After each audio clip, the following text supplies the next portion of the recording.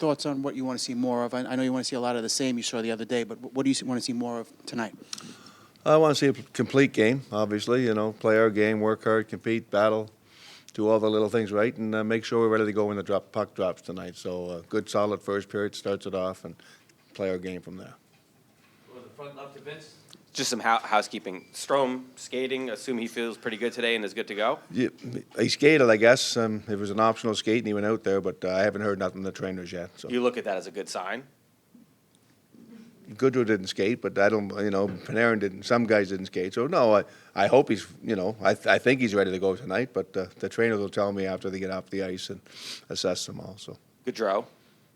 Any What about update? Him not skating? What does that mean? It doesn't mean nothing. They've done that most of the playoffs. Is he a game time decision, or you expect him to play? I expect him to play. Yeah. And then Sammy Blais. We've usually seen him in that red jersey. He was wearing white today. Does that mean anything? First I heard of it.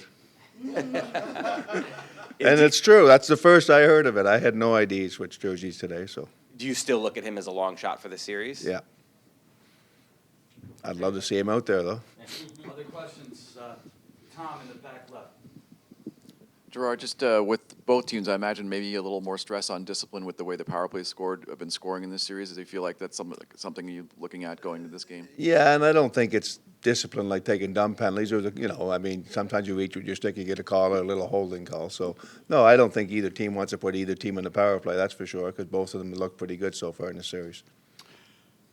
I don't know if you are aware of the scene after the game at the press conference with Chris and Mika, where Mika was asked a question about the final goal, and Chris took the question and took responsibility for it. So I'm just wondering, what do you make of the relationship between Kreider and Zibanejad after watching them for this year, and what do you make of Chris, constantly stepping up to take responsibility for things? Well, I think somebody asked me that question after, and I didn't know Chris said it was his fault. I don't think it's his fault. They made a hell of a play. I mean, they made two real good passes. They made a good play. They scored a goal. So, but Chris is a leader on our team. He's a character guy, and he wants to win. He wants to battle hard, and he's played really well in the playoffs for us. So I think he just wants to step up and say, it was my fault, whether it was or not. I don't think it was personally. But have you seen a special relationship between Those two guys? Yeah, definitely. Definitely. They're a strong relationship. They like each other a lot. They play with each other a lot, obviously. And, I think there's a great bond there. On the left to Andrew. Yeah, I understand your total focus is on tonight's game, this series, and all that. But when you know who wins the other series, does that change anything in terms of, the advanced scouting you can do or any work on your end? Doesn't change one thing right now. Not one thing. No, really doesn't. I mean, we're so focused on Tampa Bay that, play our best series against them. And like Darryl said, everybody expected Colorado to get through to where they're at today. So.